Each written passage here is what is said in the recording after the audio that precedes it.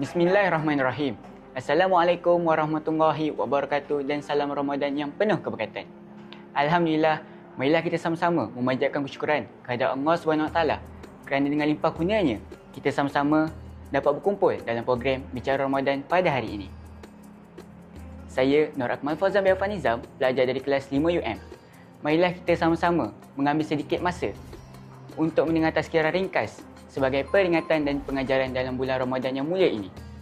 Tajuk bicara Ramadan saya ialah Ramadan Bulan Keampunan. Ramadan ialah bulan yang penuh dengan keampunan dan keberkatan.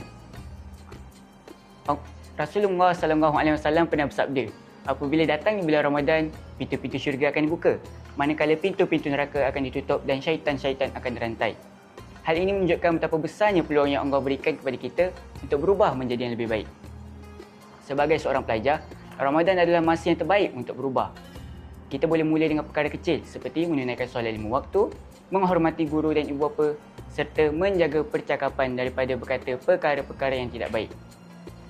Puasa bukan sahaja mengajar kita menahan lapar dan dahaga, tetapi puasa juga mengajar kita menahan marah, menjaga tingkah laku dan juga meningkatkan kesabaran.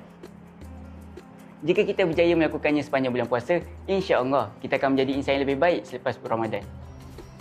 Marilah kita sama-sama mengambil peluang ini untuk berubah menjadi lebih baik dan memohon keampunan kepada Allah SWT. Semoga tazkirah ringkas ini dapat memberi pengajaran dan manfaat kepada kita semua, insya-Allah. Sekian, wabillahi taufiq wa hidayah. Wassalamualaikum warahmatullahi wabarakatuh.